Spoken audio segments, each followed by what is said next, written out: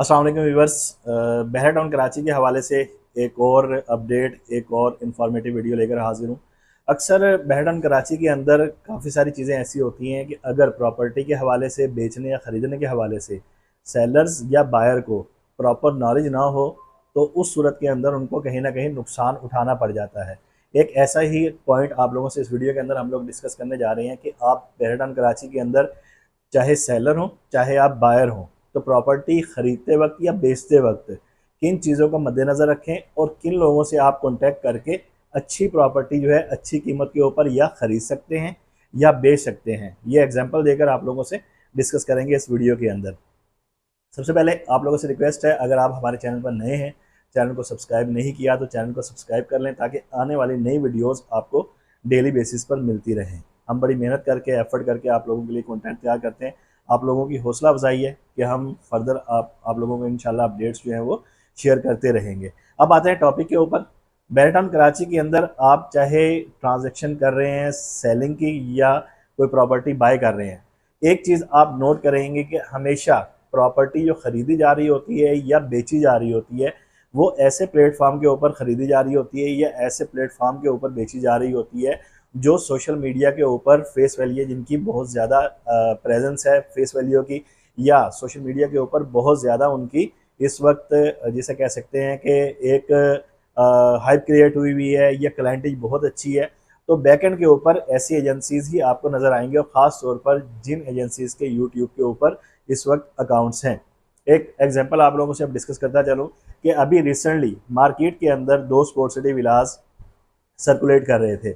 Seller जो है market के अंदर वो विला 1 करोड़ 85 लाख रुपया का सेल कर रहा था, लेकिन जब एट द एंड उसके बायर ने वो प्रॉपर्टी खरीदी तो वो 1 करोड़ 92 लाख रुपए की प्रॉपर्टी वो बिकी। ये 7 लाख रुपए का गैप इस वजह से आया कि अगर आप मार्केट के अंदर किसी ऐसे शख्स को प्रॉपर्टी बेच रहे होते जिसके पास डायरेक्ट बायर होता तो हो सकता है कि आपकी वो प्रॉपर्टी 1 करोड़ 85 की 1 करोड़ 85 लाख में ही सेल हो जाती, या 1 करोड़ 92 लाख रुपए की सेल होती तो आपको 1 करोड़ 92 लाख रुपए मिलते, 7 लाख रुपए का लॉस ना होता। वो क्यों? वो इस वजह से कि आप उस पार्टी को, उस एजेंसी को डायरेक्ट विला बेच रहे होते जिनके पास डायरेक्ट बायर था।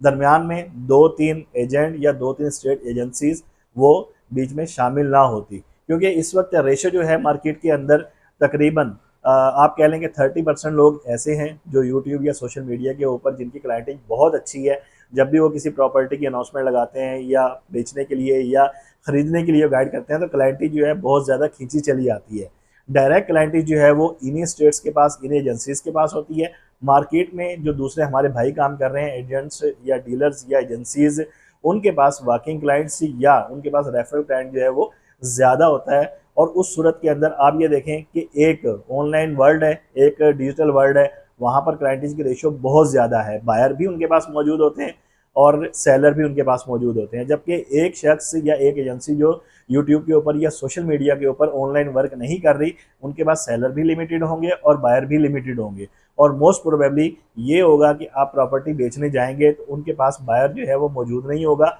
कहीं ना कहीं एट द एंड आप देखेंगे कि बायर जो स्टैंड हो रहा होगा वो ऐसी एजेंसीज के पास ही स्टैंड हो रहा होगा कि जिनके सोशल मीडिया के ऊपर या ऑनलाइन अकाउंट्स हैं, क्योंकि उनके पास बायर और सेलर दोनों की एक्सेस जो है वो ज़्यादा है।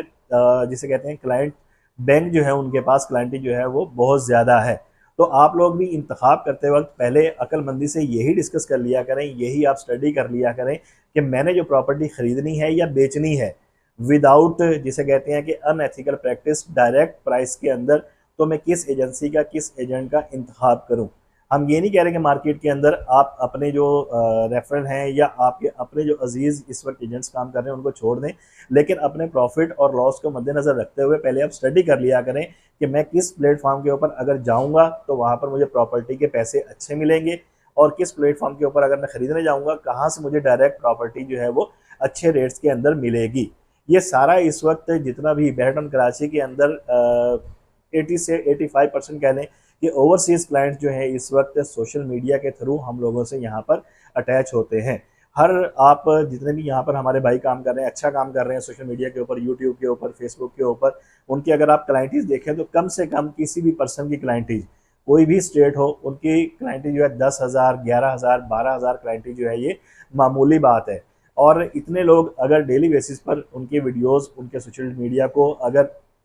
विजिट कर रहे हैं, प्रॉपर्टीज देख रहे हैं, कोई चांस डील देख रहे हैं, तो ओबियसली बायर भी डायरेक्ट पहले उनके पास आ रहा होगा और सेलर भी पहले डायरेक्ट उनके पास आ रहा होगा। इस सूरत के अंदर दरमियान के जो 5-6 लाख रुपए का टॉप है वो आपका बच जाएगा। ये एक